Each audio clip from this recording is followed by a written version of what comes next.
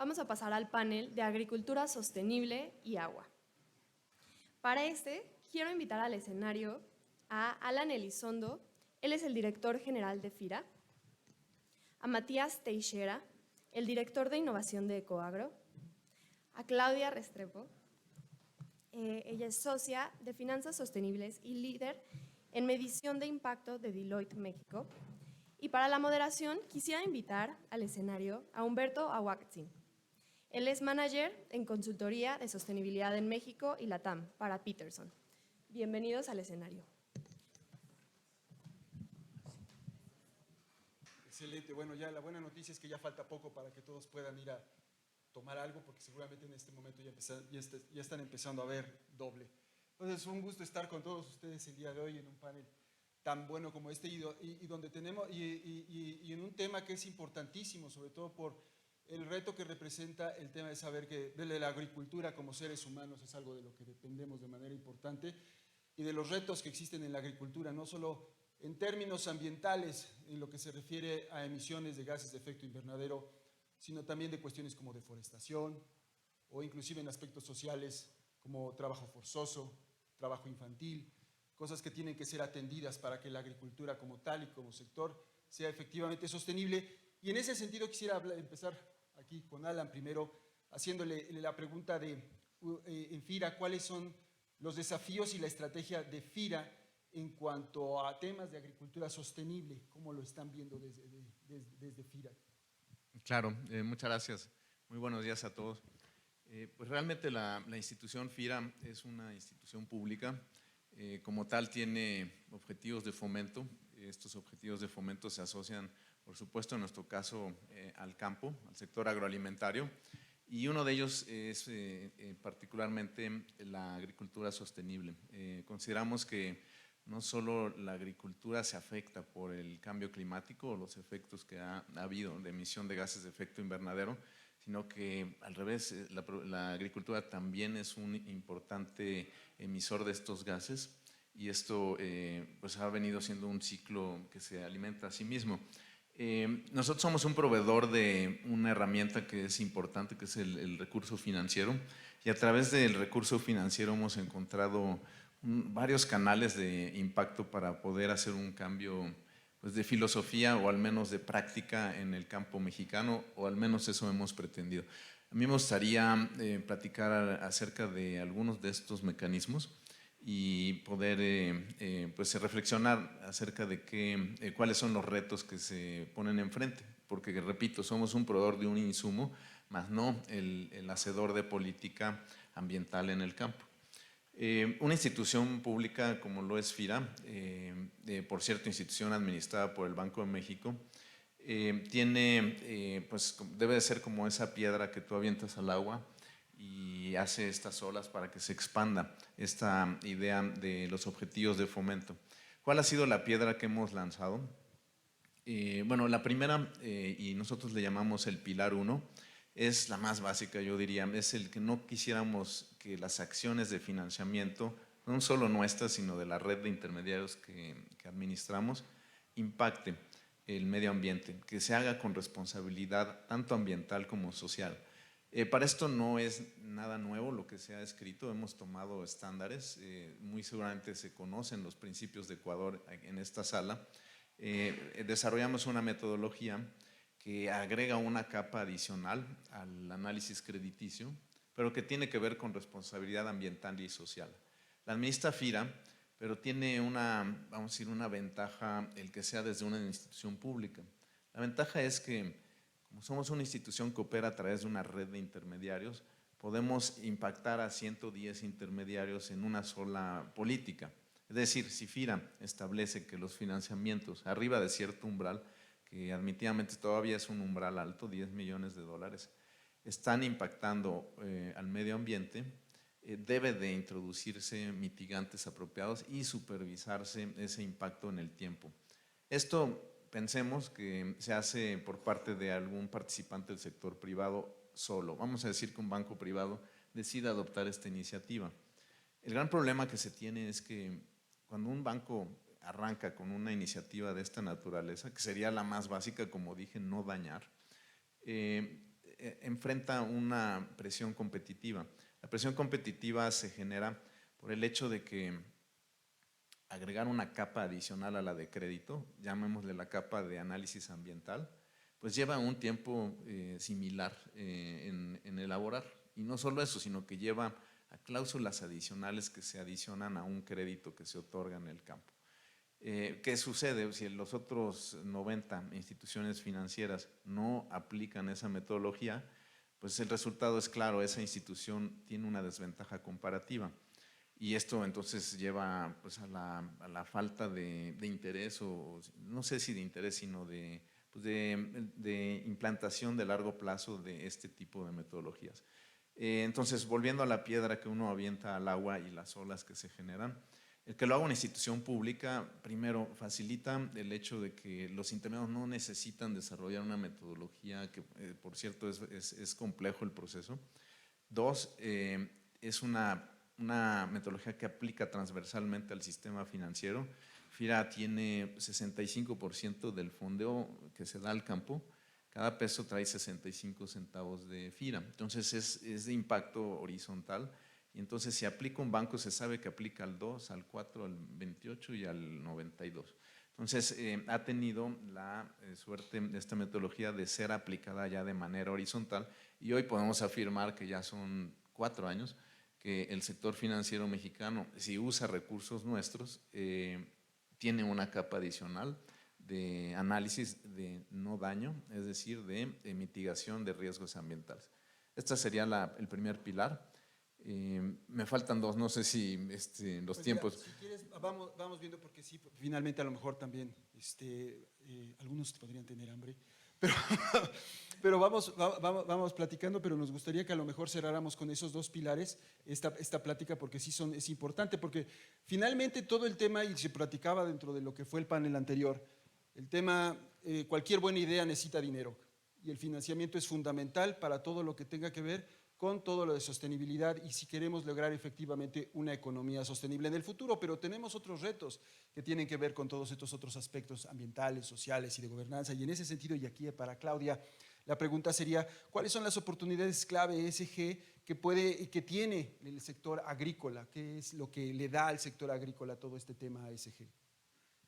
Tal vez empezar diciendo que las condiciones del sector pues cada vez son más rigurosas. Estamos hablando de los desafíos que están teniendo aquellos productores y sobre todo aquellos que están exportando, que se están viendo abocados a la necesidad de cumplir con muchas certificaciones, con unas prácticas que puedan legitimarse y demostrarse para poder otorgar opciones en el mercado, pero a su vez también para poder acceder, por ejemplo, a toda la financiación de las prácticas que se tengan. Si miramos un poco como en toda la cadena, tal vez resaltar algunos de los elementos importantes que tienen que atender un poco los agricultores, pues definitivamente en el campo hay todo el reto relacionado con el agua. En México definitivamente tiene este reto acentuado de poder lograr unas fuentes o unos usos adecuados del agua que es compartida no solamente para su propio uso, sino para el uso industrial que ahorita se mencionó y para las comunidades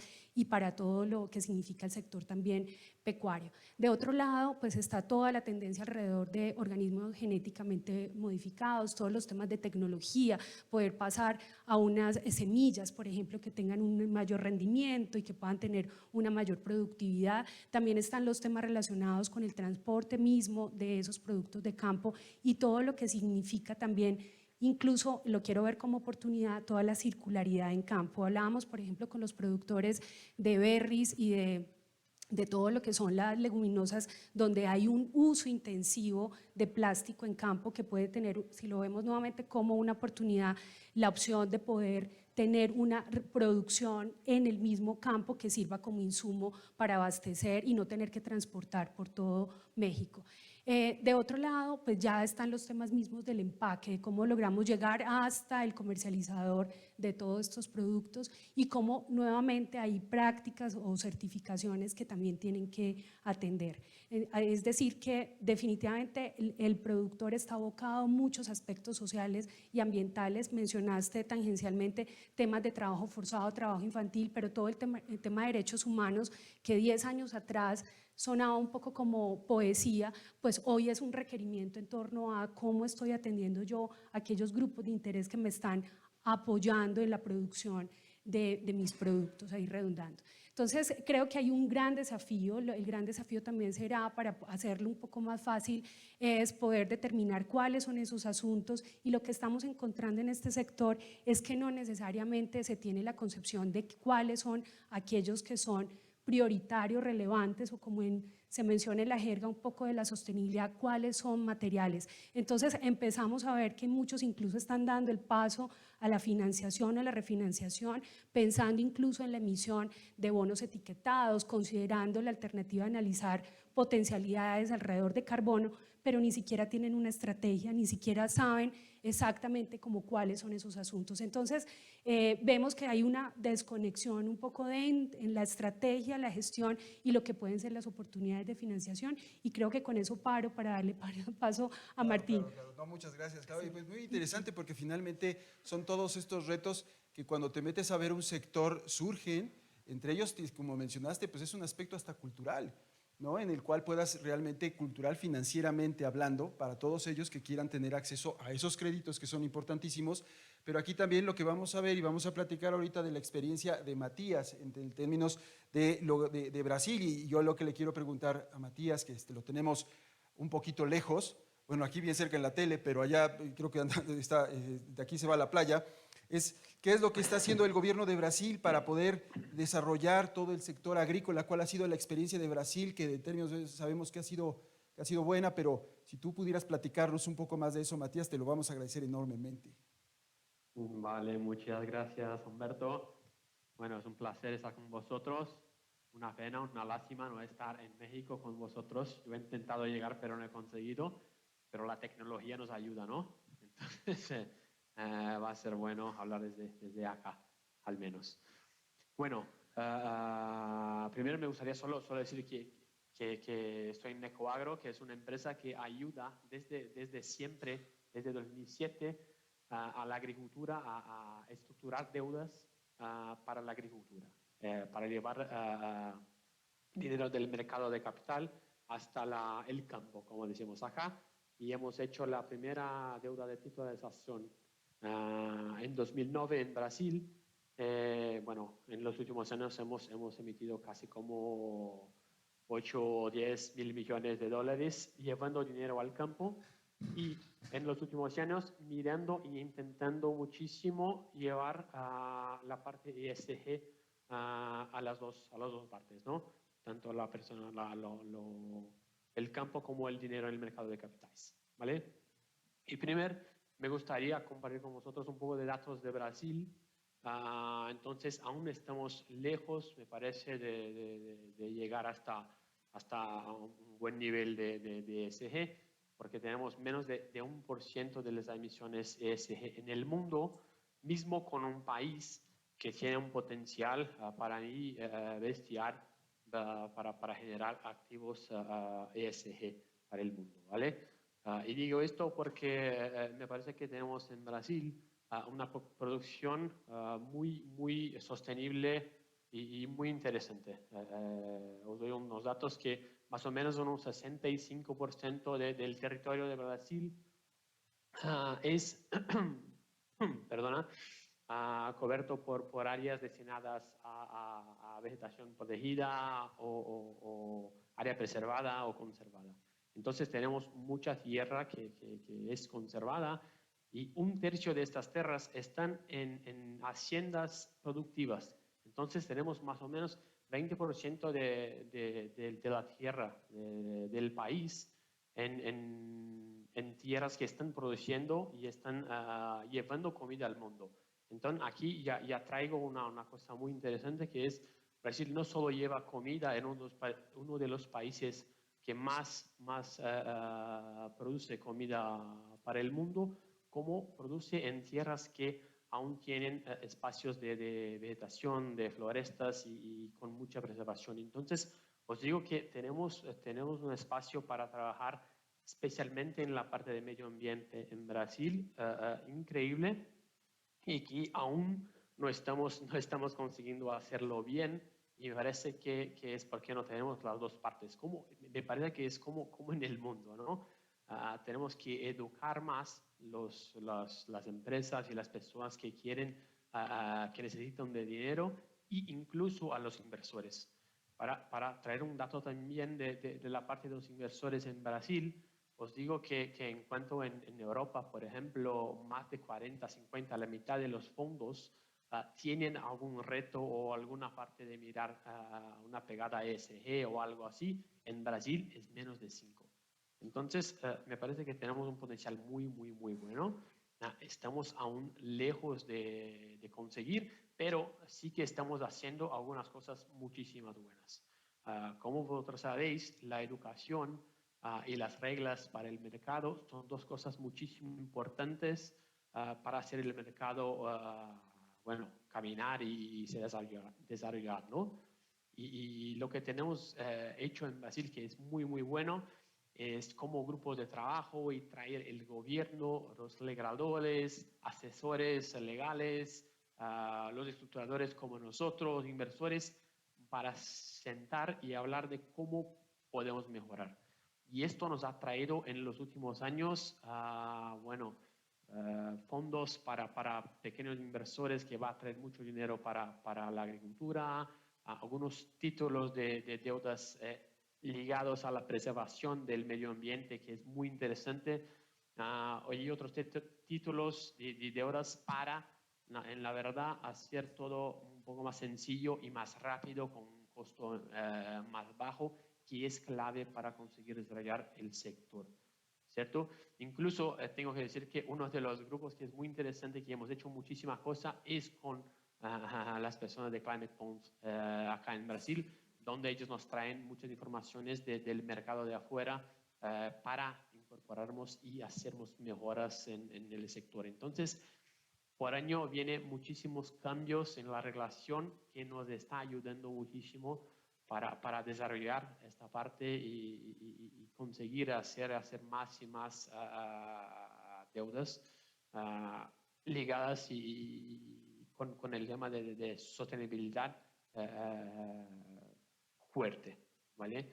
Entonces, que me parece es que esta proximidad que nos tenemos con el gobierno y con todos nos está llevando a crecer, como se piensa en las emisiones de bonos verdes hace un par de años, como 5 años atrás, estaba como 10 veces menos que estamos ahora.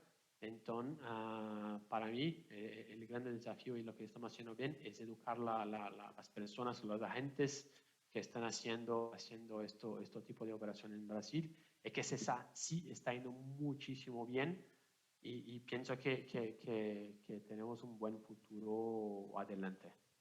Perfecto, Matías. No, yo creo que lo que mencionas respecto, no solamente para Brasil, todo el trabajo que todavía nos falta hacia adelante en todas partes del mundo para lograr, sobre todo en temas de agricultura, mejoras y llegar hacia donde queremos llegar, está fundamentado también mucho en educación, en el trabajo pero también en el trabajo conjunto entre privados y gobierno. Y lo que mencionabas a los reguladores, que finalmente en un momento tendremos también un panel respecto de ese tema.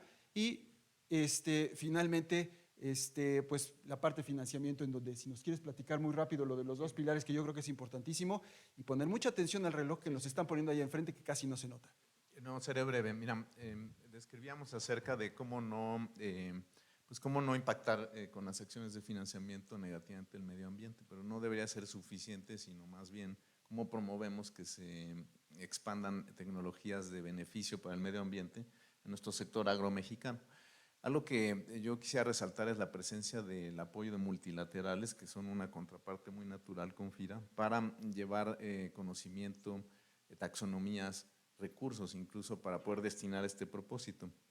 La forma en que lo hemos trabajado en FIRA es la creación de taxonomías, de qué se entiende por una tecnología amigable con el medio ambiente.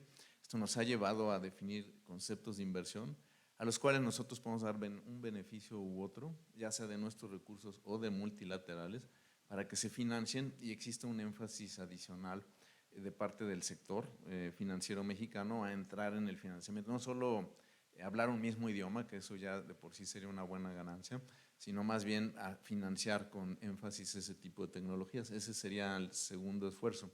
Esto como colateral me lleva al tercer pilar, que es, si tú tienes esto y hablamos el mismo idioma y lo puedes certificar con terceros, como son las asociaciones de los mercados de capitales, puedes entonces emitir bonos verdes, es decir, bonos que tienen un buen sustento en el origen y que ayudan a nuevamente expandir el conocimiento de cuál es el problema en el campo y qué es un mitigante adecuado en sectores como es las Afores, por ejemplo, los fondos de inversión u otros jugadores que son muy relevantes y que ya, debo decir, te exigen este tipo de perfil de inversión.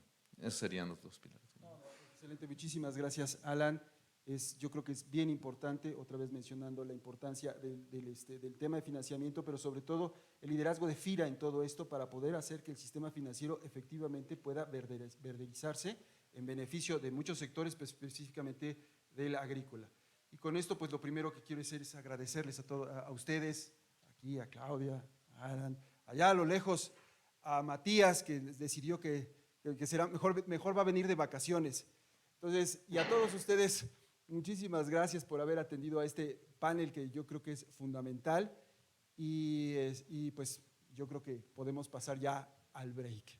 Muchas gracias.